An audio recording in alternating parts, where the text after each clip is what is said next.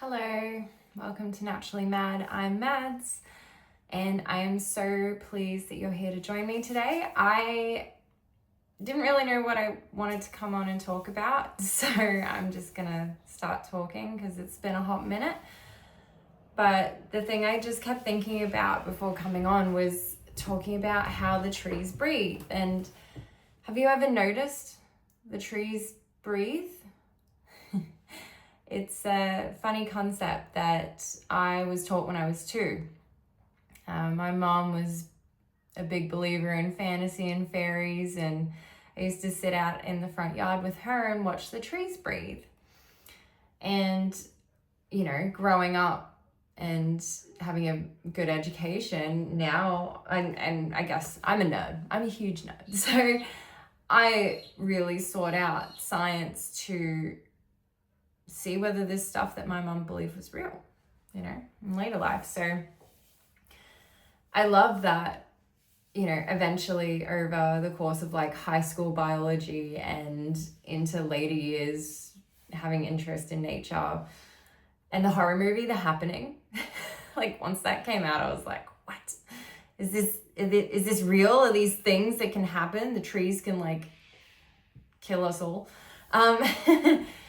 But what I found is that there is so many studies and so much evidence out there that not necessarily the trees breathe. Obviously they do. That's actually quite a normal thing in science. They figured out we breathe oxygen and they produce oxygen. We breathe out and exhale carbon dioxide. They breathe in carbon dioxide. So it's very much a symbiotic relationship we have with trees. So they do absolutely breathe, for starters. Now the watching part is I think the part that everyone gets caught up on. So what I've learned as a adult and through my spiritual journey was that a whole bunch of different stuff, really, like an accumulation. So I guess the first and foremost point is that what I was doing when I was 2 with my mom was learning how to meditate and actually practice mindfulness with a focus on trees. And it's essentially that, you know, Neil deGrasse Tyson talks about this perception of time where when you actually observe time, it does slow down. And so when you're actually focusing so innately on something, and in this example, a tree, your mind slows down and your perception of time or things that are occurring in your reality start to slow. It seems like slow motion. So when you're watching this, you can sort of see, it's obviously not like lungs, you know, you sort of think like a human when it's breathing, your whole body moves, but similar, you know, it's just how the tree moves with the wind and like its rigidness becomes a bit more of a flowing motion. They don't just stay still when there's no wind, you know, when you really practice that mindfulness is what I realized we were doing. And you start noticing. And then as science has progressed, and what they sort of mentioned in that movie, The Happening, is that trees and plants emit frequencies.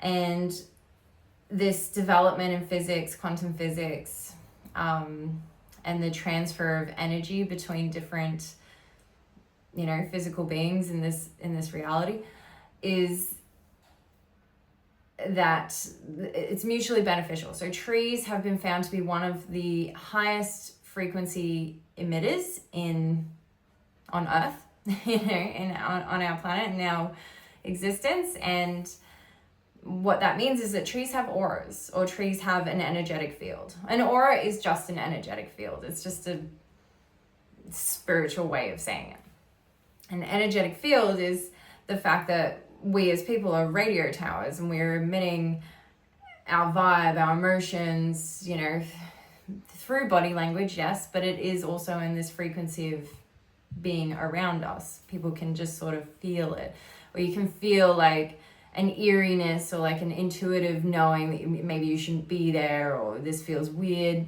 those sort of things. It's a lot easier to notice it when it's like something kind of creepy and our nervous system's like, oh, I don't know about this. Anyway, so trees have been found to emit that. And when you practice this mindfulness and you practice this meditative state of just slowing your perception down, you can actually start to see that happen. And it's different for everyone. For me, it's kind of like the camouflage layer in Predator, where he's like, it's like a bit of a shimmer, like you can kind of see him, but it's not really there. It's how, the energy field around trees looks to me personally. It's different for everyone. I'm not someone that can see colors for auras, how people see that. That's not me. I don't get that. Anyway, moving away from the point. So science has proven there's this frequency that trees emit. Then how that helps us in terms of the symbiotic relationship with people is that we can feel that frequency. That's why it feels so nice and calming when you go for hikes in nature or walks in nature and you're just surrounded by a lot of forest. There's also a few anxiety techniques where people suggest going and sitting under trees, and then that can be really quite therapeutic. Now, I can explain my thought process on that a little bit because I've looked into the science behind grounding as well.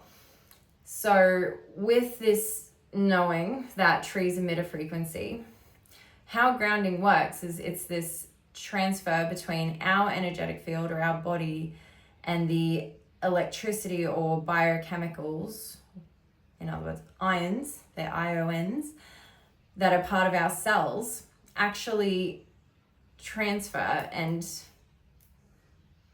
in a way bind, but it's very much like we receive, we give, like kind of think like dead cells versus new cells. It's like a regenerative process. Anyway, so we're transferring energy on the scale of ions with the ground.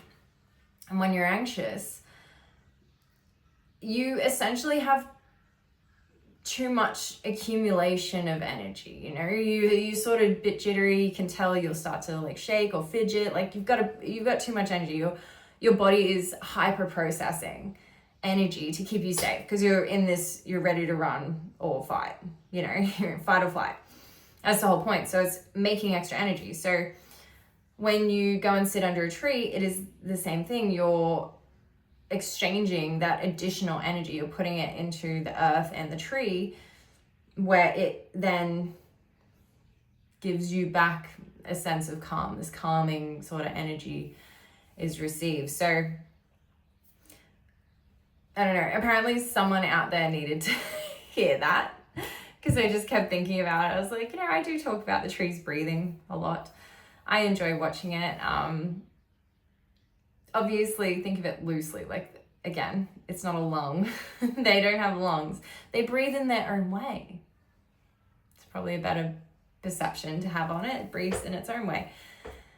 So I didn't really have a point actually to talking about this. It was just, if you ever watch the trees breathe, more people should do it.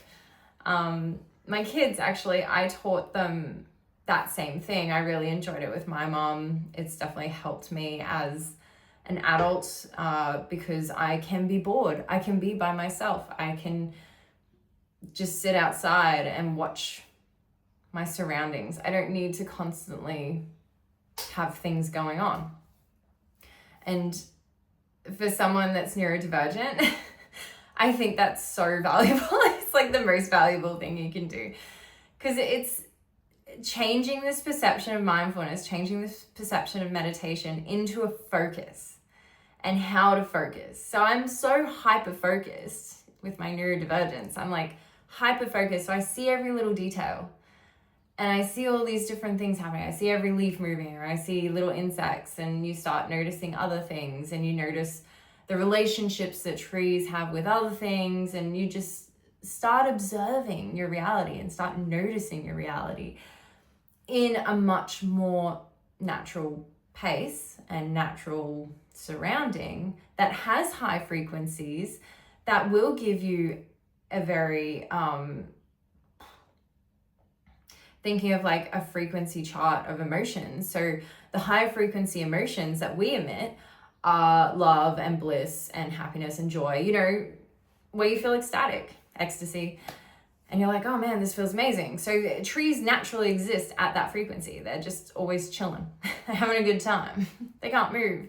So their entire life is just trust that's it. They have nothing else to worry about, because it's, hey, I'm going to trust that I'll land in the perfect spot of soil, and I'm going to trust that I'm going to grow into this little seedling, and I'm going to continue trusting that no one's going to squash me, and I get a little bit bigger, and then no one's going to eat me, and I keep getting bigger, and then you turn into this massive tree. I trust that nothing's going to knock me down, or a lightning strike isn't going to strike me and destroy me.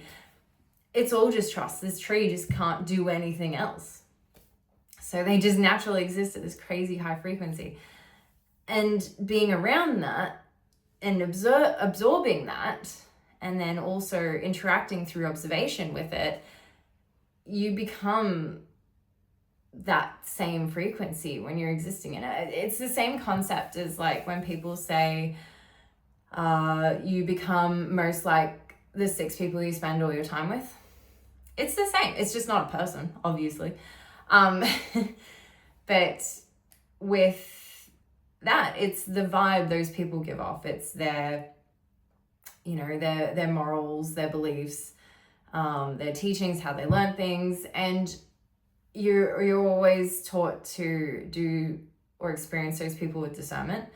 Trees don't have any other, you know, method of absorption. They just exist. And they're just giving out free vibes for the sake of it, because it's nice. It sounds great to me. It's a great deal.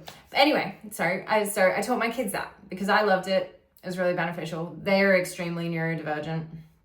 So I started teaching them that, teaching them to observe nature, focus on different things that are smaller, you know, not distractions, and not this beta frequency that Dr. Joe Dispenza talks about, where it's a rigid, jagged, like high. It's not a high frequency. It's like a frequent frequency.